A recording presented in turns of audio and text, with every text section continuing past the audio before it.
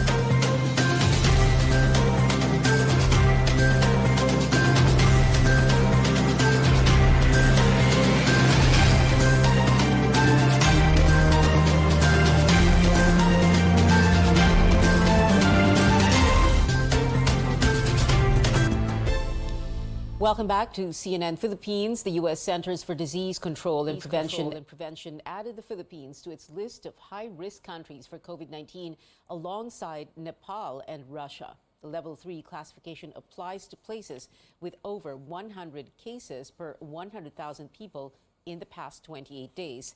But health officer in charge Maria Rosario Vergere says the U.S. CDC uses different metrics from the Philippines. In terms of this risk classification of USCDC, it talks about the number of cases and the number of those testing positive. But we need to further go deep and analyze this. Ilan ba dyan sa sinasabi nila na naging high risk tayo ay severe at critical? Ilan ba dyan ang na-ospital? Ang atin pong severe and critical infection remains to be at that low number, less than 1,000.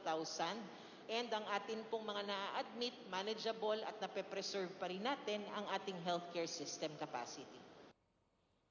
The U.S. CDC recommends avoiding travel to Level 3 countries if one's COVID-19 vaccination is not up to date. The country records over 1,000 new cases of the more transmissible Omicron subvariants. The health department listed 1,011 new BA.5 and 19 BA.4 infections Tuesday. The DOH on Monday tallied more than 3,400 COVID-19 cases. The first batch of replacements for expired vaccines is set to arrive in the country in December. These doses from the COVAX facility will come in tranches until April next year. Health OIC Vergere notes this is to make sure the country will be able to comply with the condition that the replacement vaccines will not expire. Concrete repercussions, pero syempre yung credibility ng bansa as to absorptive capacity will be so much affected kapag tayo ay nakaka-violate ng ganitong mga kondisyon ng donor natin. So atin pong nakikipag-usap sa COVAX, that's why our negotiations with them, our recommendations, they will replace not the entire number of vaccines na sinabi natin kahapon kung ilan yung nag-expire, ngunit meron lang tayong specific amount of vaccines na hinihingi to be replaced. So that alam natin ito yung requirements natin for the succeeding months. We have existing supplies which are sufficient to last until the end of the year. On Monday, the DOH confirming before the Senate that nearly 20 million COVID-19 vaccine doses have expired. Monkeypox updates now all 10 close contacts of the country's first and so far only monkeypox case are on their last day of quarantine today. Vergere saying none of them showed any symptoms of the viral infection. Another school in Metro Manila is forced to close because of the COVID-19 pandemic, but as AC Nichols tells us, the Colegio de San Lorenzo only announced its closure after the enrollment period. Anxious parents and students converge at the Colegio de San Lorenzo in Quezon City. A day earlier, the school announced its permanent closure, just 1 week from the opening of classes next Monday. Nakakagalit po kasi expected po namin na magiging masaya po yung school year namin ngayon and wala po kaming school na mapapasukan.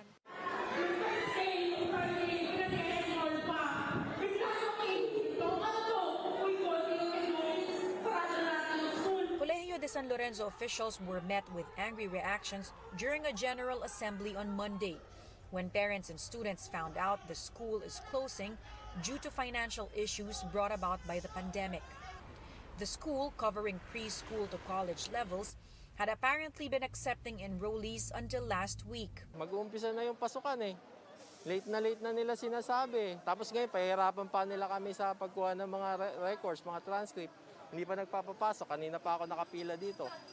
Sophomore college student Gabriel Barba says as a person with disability, it's going to be a challenge for him to find a new school. He says he's also worried about having to shift courses once he transfers to another school. Yung dean ng department namin nag-recommend na rin ng schools. But then, yung schools na na-recommend kasi is not aligned to our program. May nag-recommend na school na sa kanila lang daw kami. Pero kasi ako, film major. Pero yung course nila doon is for broadcasting lang. The Dean of College of Criminology, Dr. Ariel Manlusok, says they were told school operations will officially end in September.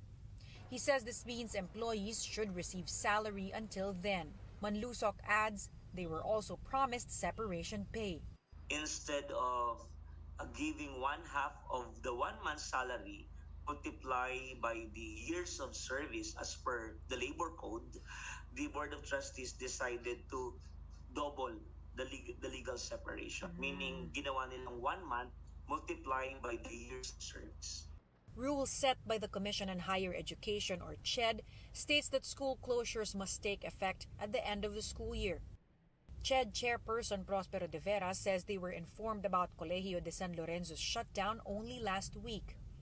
He says CHED will figure out if there are possible violations on the part of the school. They accepted already tuition fees and then arbitrarily decided they will not open. So there is a certain element of, maybe deceit. Once you accept tuition fees, that is already a contractual agreement between you and the student that you will provide education in exchange for the fees that are paid. AC Nichols, CNN Philippines. In other news, a House committee approves the proposal to postpone the Barangay and Sangguniang Kabataan elections set this December. Cian Arcangel has the details. With 12 affirmative votes, the House Committee on Suffrage and Electoral Reforms approved proposals to postpone the December 2022 Barangay and Sangguniang Kabataan elections by 1 year. The panel set a 3-year term for the officials who will be elected in December 2023. The last Barangay and SK elections were held in 2018. If the polls were pushed back to 2023, incumbent village officials would have been in office for 5 years. Despite the committee approval, Commission on Elections Chairman George Garcia says preparations for the upcoming polls will continue until the new election schedule becomes a law. Amin naman pong timetable, ang cut-off namin is the end of August. Kasi nga ayaw po namin pumasok ng bandang September na kung saan talagang no choice kami but to print the ballot. So tuloy-tuloy yung bilis na ginagawa namin sa preparation. So far, the COMELEC has spent only 800,000 pesos of its 8.5 billion peso budget for the barangay and SK elections. Garcia assures funds won't be wasted as election supplies could still be used in the next polls. However, he says COMELEC would need an additional 5 billion pesos if the barangay and SK elections were to be held next year, as there will be additional registered voters. That will, because of the additional number of voters, we will create additional precincts. And because of the additional precincts, we'll be hiring additional poll workers. We'll be needing additional forms, additional materials. For some lawmakers, the additional cost means the government won't be saving money after all by pushing back the barangay and SK polls. Some voters also say incumbent barangay officials have been serving for far too long. Hindi ako pabor. Hindi ako pabor. Hindi po. Hindi ako pabor. Kailangan nang ituloy dahil sobrang tagal na eh. Meron nang kailangang palitan dahil sa medyo may hindi na tama ang ginagawa. So para merong chance naman yung mga bago na napapalit na magawa nila ang tama. But a House leader says the postponement would mean funds can be realigned to more important government projects. We should not always say that if we postpone the election, makakatipid tayo, or if we postpone the election, it could help the 8 billion to gear up the economy. And at this point in time, given that the fiscal space is not too big and that there are other more pressing expenditures at this point in time, particularly, we need to have adequate funds to ensure that there is safe return to face-to-face classes. Ang executive has the power to realign by declaring savings and then realigning it for different programs. Should the barangay and SK polls be postponed, Garcia says the COMELEC will spend the coming months preparing for the 2025 midterm elections. Cian Arcangel, CNN Philippines. A party list lawmaker trains his guns on TV5 after the network signed a landmark deal with ABS-CBN. In a privileged speech, Rodante Marcoleta claimed TV5 violated a provision of its franchise, with ABS-CBN becoming a minority shareholder. He called the two networks deal a merger, even if the Lopez-led company only bought a minority stake worth over 2 billion pesos, while Media Quest Holdings, which operates TV5, remains as majority and controlling shareholder. Purchase, Mr. Speaker, of the outstanding stocks of ABS-CBN, I believe Section 10 of the franchise of TV5 was violated because the rights and obligations have virtually been transferred to ABS-CBN. Pwede ba, Mr. Speaker, na ang isang network na hindi na natin binigyan ng lisensya because of this established violations, wala na siyang prangkisa. Pwede ba siyang sumakay ng ganun-ganun lang without settling the obligations to the country, to the government?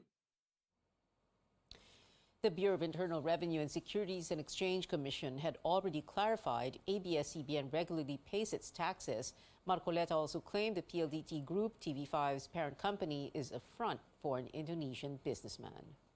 This particular deal must be looked into, Mr. Speaker. And I think because of this deal, we have yet to have let the proverbial cat out of the bag, Mr. Speaker. Why? MediaQuest, the parent company of TV5, is owned by PLDT Beneficial Trust Fund. And the grapevine, Mr. Speaker, is so loud that PLDT Beneficial Trust Fund is owned by an Indonesian national. ABS-CBN is now a global content creator company. CNN Philippines has reached out to ABS-CBN and TV5 for comments on the issue. In other stories, the Philippine and South Korean Air Forces held a breathtaking military air show not seen in 3 decades. As David Santos tells us, the aviation display aims to show the strong ties between the two countries, which began before the Korean War. High above the Basa Air Base in Pampanga, a remarkable display of appreciation over a long-standing alliance. South Korea's Black Eagles and the Philippines' Bulldogs banding together in a show of unity and camaraderie. Both air forces started out as regional military powerhouses in the 60s, but the Philippines eventually lagged behind and was forced to retire its famous flying squad, the Blue Diamonds, in the early 2000s. Our partnership with them started since the Korean War, and in 2014 we signed the deal for the FA-50, and in 2015 we sent our pilots to be trained in Korea. The Philippines is the last stop of the Black Eagles World Tour of Air Shows aimed at showcasing their astonishing skills of aerial precision, flying at supersonic speeds an average of 300 to 500 miles per hour and streaking into the sky up to 6,000 feet in perfect formation. The exhibition, which could have included over-the-top maneuvers, spoiled by bad weather. Last Saturday we were lucky to be able to show the full display to our audience, but today, unfortunately, the weather wasn't good enough. Still, everyone watching below had a great time. After all, this was the first time in decades Filipinos witnessed an air show soaring overhead, the kind they only get to watch in the movies. Almost the same. Parang maganda. Para maano rin mga bata mag-enjoy. Ma-inspired sila sa mga ng mga Korean.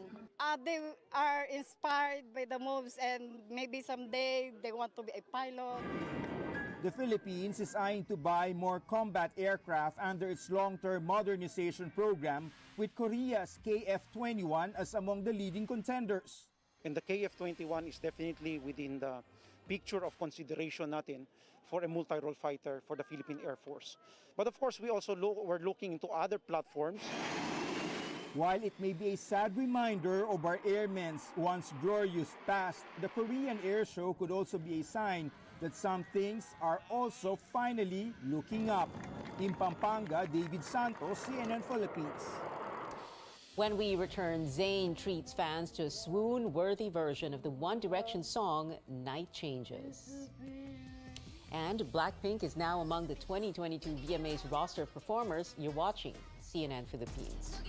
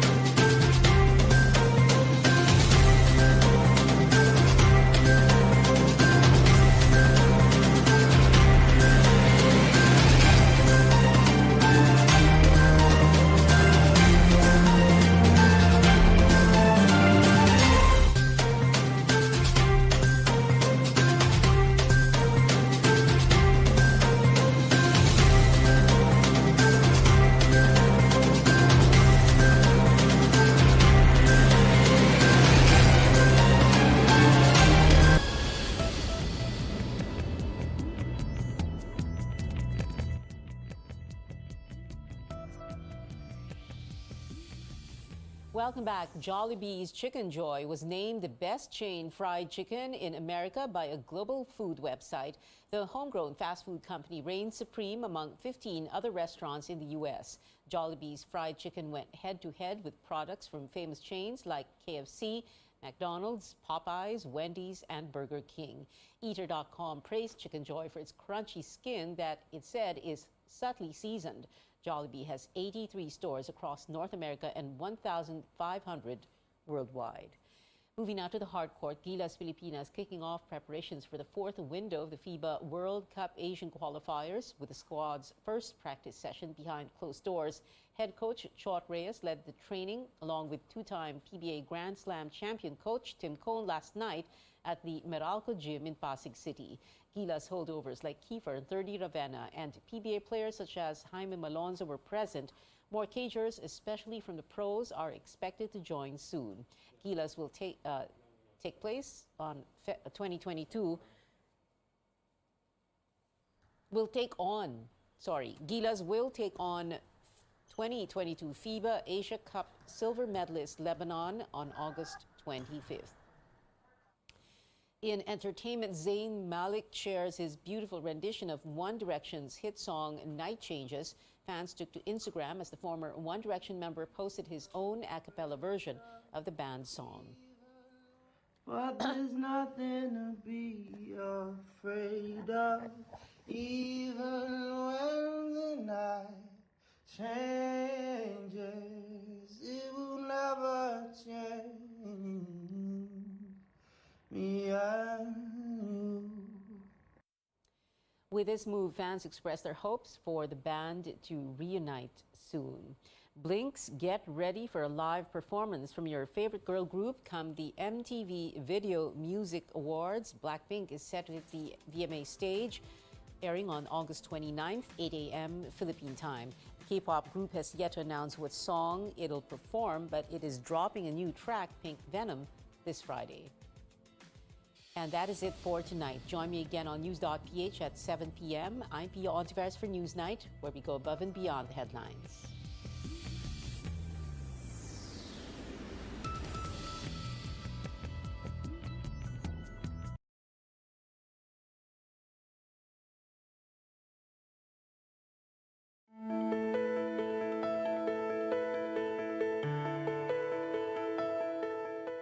When we are suffering from an illness such as arthritis, migraines, or even allergies, it is only natural that we reach out to a pharmacy or a doctor right away. Other times, like here in the Philippines, some use home treatments where people would substitute things like ginger, honey, and garlic for prescription medication. But did you know that there is also an alternative medicine practiced in some parts of the world which uses highly diluted substances? Practitioners claim that these can cause the body to heal itself. In this episode, let's learn more about the alternative medicine called homeopathy. I'm Dr. Freddy Gomez and welcome to MedTalk Health Talk on CNN Philippines.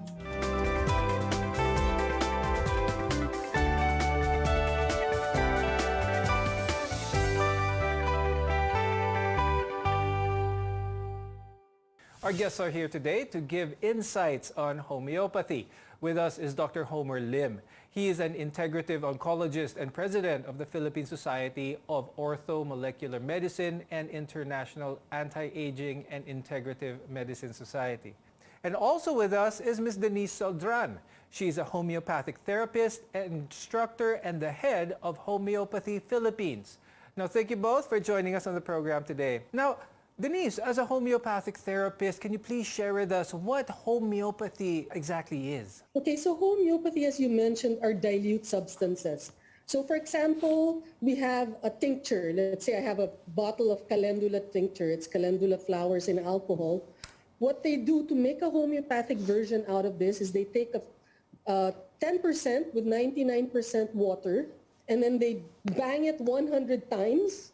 And then they take 10% of that, put it in another bottle, another 90% water, bang it 100 times. So it goes through a process of dilution, and in between each dilution, it's succussed or some kinetic energy is added to it. So at the end of the line, all of this energy applied to it breaks down the electron bonds in the original tincture, and then that releases what we call the vibration of the remedy. So it goes more into quantum and nanophysics. Now, in the Philippines, to practice homeopathy, one needs to secure a certificate from the National Certification Committee for Homeopathy under the Philippine Institute of Traditional and Alternative Care. Now, Ms. Denise, how prevalent is the practice of homeopathy here in the Philippines today? So homeopathy in a classical sense is not really being practiced here in the Philippines. So what we call homeotoxicologists, they're not actually practicing the classical way of homeopathy. So actual classical homeopaths, I'd probably say probably none. What we do is we just teach the lay people how to practice homeopathy at home because they're very safe substances. They don't have any toxicity whatsoever.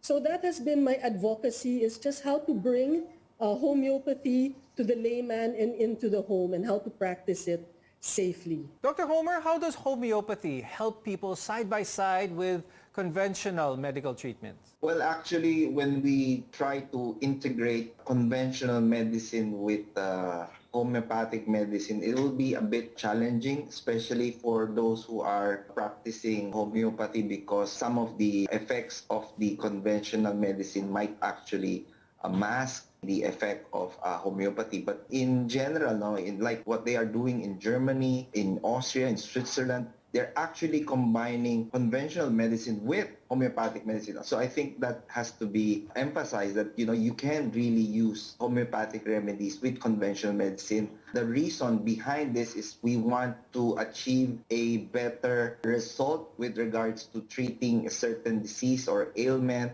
or a condition with the least amount of side effects or the least amount of drugs to be given, because at the end of the day, it's really about how to make the patients have a better quality of life, at the same time less likely to develop adverse events or side effects. Okay, so better quality of life definitely is a good target for this. Now let's discuss a little bit about the management process, the treatment process of homeopathy, to further understand how these remedies, these treatments are achieved. Now, Denise, can you walk us through how you diagnose and prepare the treatment for your patients? So what we usually do is we go through a question and answer interview as well, some medical history, and then from there we get what are the major complaints. So we don't go by the name of, let's say, eczema or bronchitis. We go by the symptoms. Just like going to a regular doctor, you give your symptoms and then you try to choose the appropriate remedy. Because I failed to mention in homeopathy, how we choose a remedy is we match the symptoms of what we call the poisoning symptoms of a remedy with the symptoms in a sick person. And when I say poisoning symptoms, I'm just saying, for example, onion. When you cut an onion, you start to tear and then you start to sneeze. Those are the poison symptoms of onion. So we match it to somebody with a common cold or rhinitis with a similar manifestation. So that's how we match the symptoms. Now, Denise, why is knowing the general health, emotional state, lifestyle, as well as diet important in how treating your clients will be? Because we are a vitality therapy. We're not a medical modality. It's more of increasing the vitality of the organs. Like, for example, somebody has a liver issue. We increase the vitality of the liver by giving the homeopathic remedies to invigorate the liver. So of course, diet is very important because you don't want to bring down the vitality of the liver. Another thing is also, we look at the whole qi, like traditional Chinese medicine. Emotions affect, trauma affects, all of these external and internal emotional actions affect the vitality of the body. Now, is this kind of treatment safe for infants, Dr. Homer? Oh, yes, definitely. For homeopathic medicine, I think this is one of the better alternatives. I'm sure a lot of mothers there who are very concerned with their babies and children with regards to giving drugs or antibiotics or, some of the Western medicine, they're a bit concerned. So a lot of mothers are actually now looking into homeopathic remedies because they are really safe, generally safe, and very infrequent side effects. That's a good point, Dr. Homer. You mentioned that they're generally safe. Let's talk about some of the side effects. How common are side effects here? Maybe allergic reactions when it comes to homeopathic treatments? You rarely have allergic reaction to homeopathic remedies unless they have allergic reaction to certain what we call excipients. because homeopathic remedies can be in several forms. It can be in liquid drops. It can be in pellets. So these pellets, sometimes they're coated with certain ingredients that, might develop allergy. But homeopathic remedies, because they are diluted to an extent wherein it's very minute, that the allergic reaction is actually almost, zero. When we return, we'll go over some of the more common ailments that homeopathy can treat, as well as the risks to be aware of before beginning some of these treatments. Only here on MedTalk Health Talk.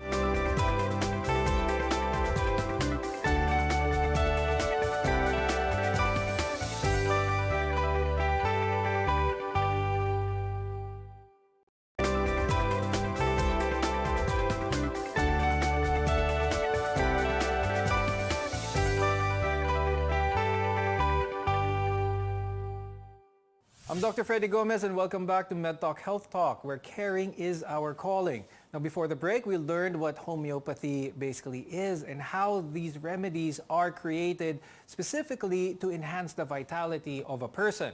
Now, for some Filipinos, depending on which region you are from, they have some beliefs that certain herbs and plants can be used to help treat ailments like a sore throat or the common cold.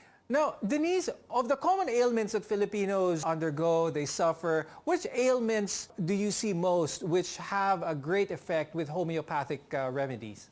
Actually, the homeopathy has its greatest effect in emergencies and accidents.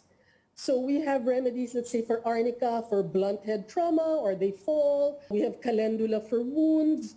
We have lachesis for snake bites. We have apis for insect bites. So it's in an emergency situation where you see it really acting fast, and it will really buy you time before you reach the hospital, or if you have no access whatsoever, at least you're already giving something. So for me, that's the first class that I teach, is always emergency prescribing, because you could really save a life. Like, for example, even in collapse, difficulty breathing, we have carbo-veg.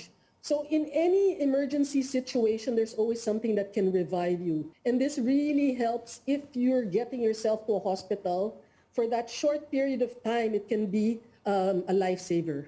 Now, which illnesses, Denise, are challenging to treat using homeopathic remedies? For me, because we consider this alternative care, I get a lot of the end game. They've tried everything. They've tried steroids, they've tried antibiotics.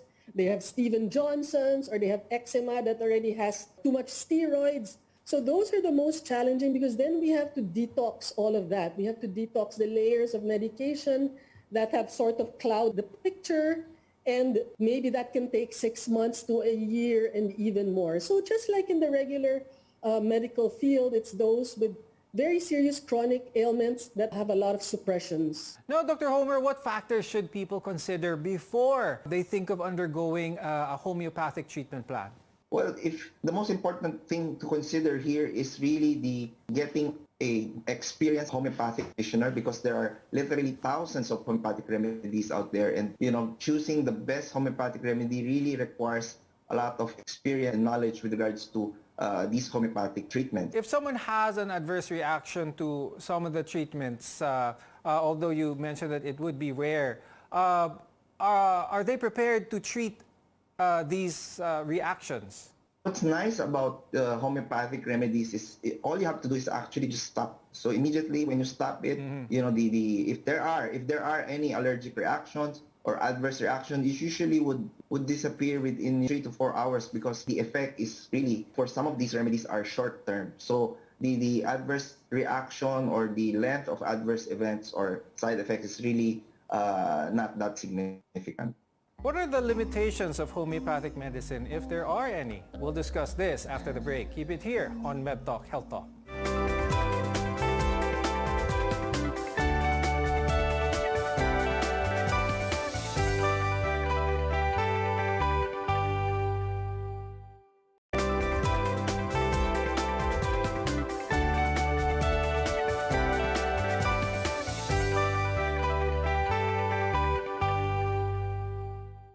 Welcome back to MedTalk Health Talk. Now that we've discussed some of the ailments that are addressed by homeopathic medicine, the risk factors that you have to consider before going down this path, let's now find out the limitations, if there are any, of practicing homeopathic medicine.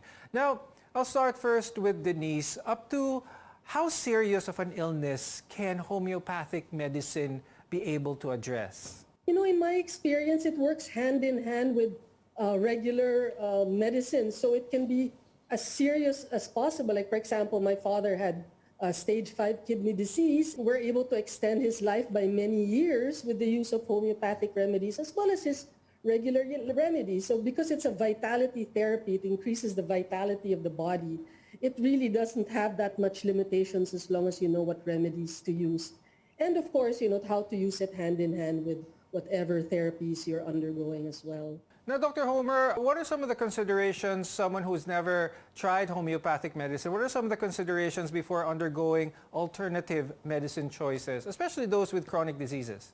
Well, I think the most important thing to consider really is, are there any side effects or, adverse effects if you do use homeopathic remedies? So these side effects are very rare and seldom. So if you really want to try homeopathic remedies, I would suggest you seek a consult with a experienced and knowledgeable homeopathic practitioner. So I think there's really not much of a problem unless, of course, you take several homeopathic remedies altogether. So you should not try to self-medicate. Okay, that's a very good point. That's why I'd like to ask Denise how risky it is for someone to practice homeopathic medicine on their own without consultation with someone who is very familiar with the ingredients that you may use. Actually, as a first aid and acute, it's quite safe. That's why they sell it in Whole Foods, in the grocery. Because it's a couple of sugar pills that you can take if you have a cold. The worst thing that can happen is it's not going to work. But there's not going to be any adverse effects. So if you feel like you're taking something for your cold and your cold is getting worse, then it's probably because you just chose the wrong homeopathic remedies. I would be more careful, of course, when we're going into chronic illnesses or people that are very delicate, old age, or very asthmatic young children. That's where they really have to be careful. But for run-of-the-mill emergencies and acute situations, it always helps. Denise, what would you advise someone who has never tried homeopathic medicine yet? How should they go about it? Someone who's a beginner amongst this form of treatment. Well, I would get probably a few first aid remedies such as arnica for bumps and bruises, calendula. So maybe about 8 to 12 first aid, and then to start trying it from there. And then, once you see how fast it makes your wound heal or how clear your bruise becomes after a day or so, then you'll become more inspired to try other remedies for other more involved ailments. Now, Dr. Homer, what is the homeopathic landscape currently now here in the Philippines? So actually, you might be surprised, homeopathic remedies, especially here in Manila, it's there's a following. Similarly in Visayas and Mindanao, there's a group of doctors. It's called the Philippine Society for Integrative Medicine and Homeopathy, or homotoxicology. So they use a bit of homeopathic remedies from Germany. We also have, aside from Ma'am Seldran, we have Jake Tan, Dr. Jake Tan, who's a homeopath also. He's quite famous. So it's been around for, I would say, at least 20, 30 years now. Now, Dr. Homer, that's one important thing, especially for someone na baguhan pa lang with homeopathic medicine and they want to seek the correct information with someone who is qualified. What can someone who is new to this watch out for to decrease the risk of getting wrong information? Well, we have, again, the Philippine Society for the Integrative Medicine on Homotoxicology. It is now a certified provider for training on homeopathy and homotoxicology. You just have to look for those doctors who are part of this organization who have been certified by PITA. If you have those certifications, I think you're more likely to be safe and you'll get the proper or right homeopathic remedy for your condition. Unfortunately, that's all the time we have. But before we go, I'd like to hear from Denise. If you have any words for our audience, any tips, any advice? Well, for my only advice is don't be afraid to try it because it can only really increase your vitality. So it's very safe not to worry about it. Then, of course, Dr. Homer, any parting advice for our audience? For everyone who's listening, if you're taking a big number of conventional drugs and you feel that it's not helping, you might want to look into homeopathic remedies because they do have a certain efficacy And safety, I think, which is very, very important, safety and efficacy. Thank you so much, Dr. Homer Lim and Ms. Denise Saljan, for being with us today, sharing some information and your insights on homeopathy. I'm Dr. Freddy Gomez, and thank you for watching Med Talk Health Talk. We'll see you again next time.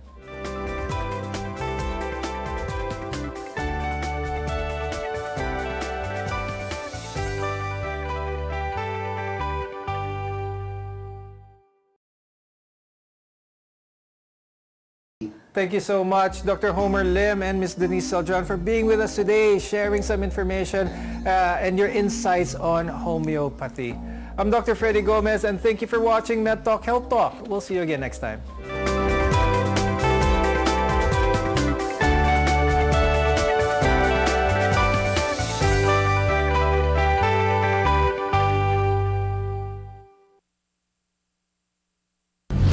First on radio, DZKI-IRIGA welcomes CNN Philippines to bring you the latest news you can use, news you can trust. Listen to Newsnight, weekdays, 6 p.m.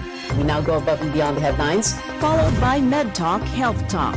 We'll talk about how to keep ourselves healthy during the pandemic. Politics as usual.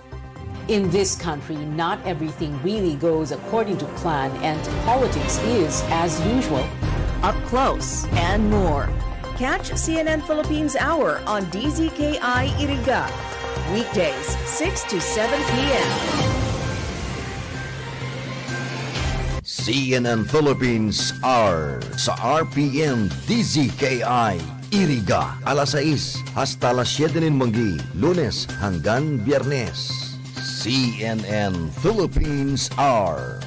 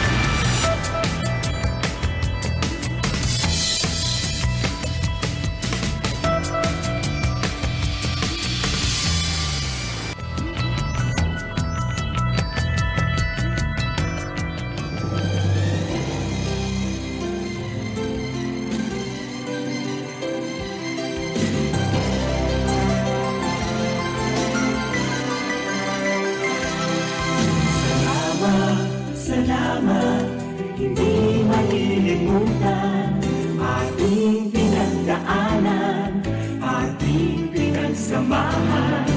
Sa hirap at ginhawa, sa lungkot at saya. Salamat, salamat, salamat sa RPN. Noong simula pa lamang, kayo ang naging magulang. Sa aking bawat hakbang, tulong niyo'y tamang daan. Sa aking mga pagsubok, kayo'y laging tumutok. Kayo na ang laging kapay, hanggang sa magtagumpay. Salamat, salamat, hindi malilimutan. Gintong alaala ng ating pagsasama. Sa hirap at ginhawa, sa lungkot at saya. Salamat, salamat, salamat sa RPN.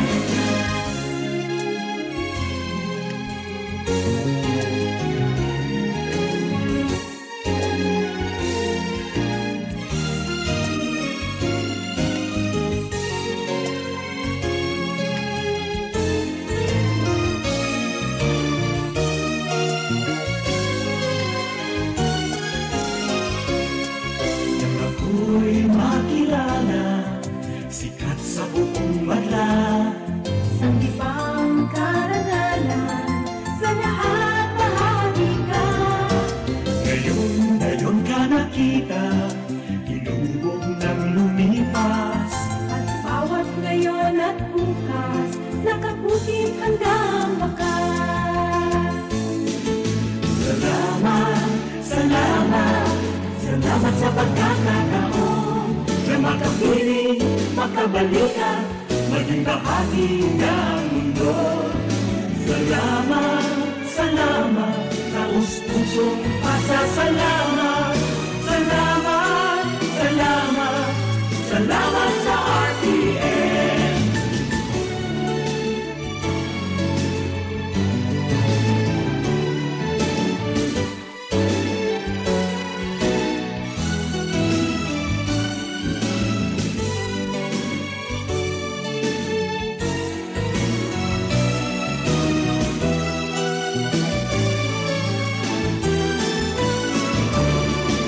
Salamat, salamat, hindi malilimutan ating pinagdaanan, ating pinagsamahan. Sa hirap at ginawa, sa lungkot at saya. Salamat, salamat, salamat sa RPN.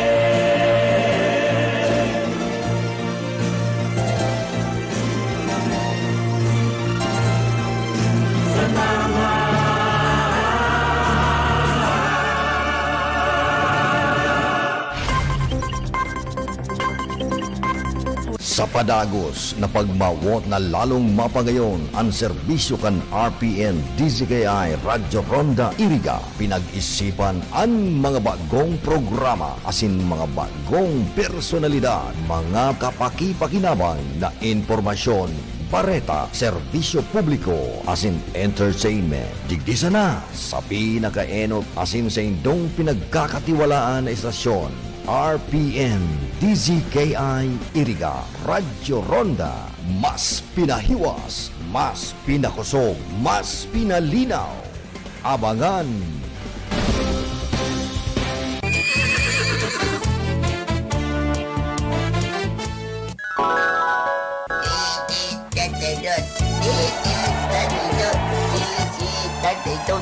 Ay, Insyo, madya daw digdi. Kaki-aki mo pa nag-aadal ka ng magkwiting. Lo, grabe ka, ma'am. Para ko nagkakawat ni Waiting na. Radyo bagay ding pigbirik-birik ko. 13, 32, 13, 32, 13, 32. Ang DZKI. Yung pala dyan. At ang DZKI, uno ka. At ang Waiting naman. Ay, yung pala diyan ang sinasabi mo. No problem. Aw, iyo ba kain? Nung tiyan digdi sa iriga, DZKI-IRIGA. Kunyan, radyo, ronda. Anong kunya? Ay, lo. Ako na music. Easy, tataytong. No. May balita na. May music pa. Aw, iyo. Habi daw. Biri ka na. Ta, AM agkuman palan music. Simply the best. Ala, kusog ka. Sige, pakusog ka. Amo talaga. Agko na music. 332. Ay, nako. Verte man, ano? Nisyong, verte.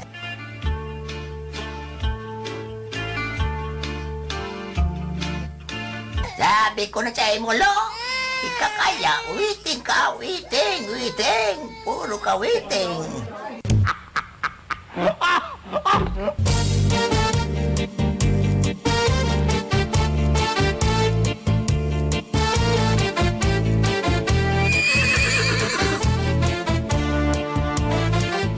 RPN Radio Philippines Network.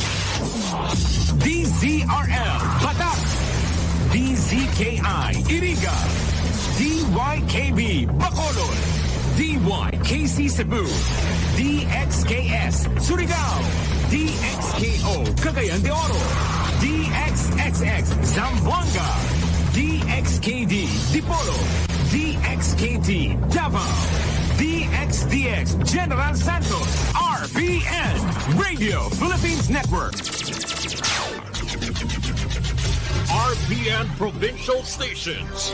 DZBS Baguio, DYKB Bacolod, DXXX Zamboanga, DXKO Cagayan de Oro, DXDX General Santos, DYKC Cebu, DZKI-IRIGA, DXKD Dipolo, DXKS Surigao, DXKP Pagadian, DXKT Davao, at DZRL Batak. RPN Provincial Stations. RPN Radio Philippines Network, Radyo Ronda, DZKI-IRIGA, member kapisanan ng mga broadcaster ng Pilipinas.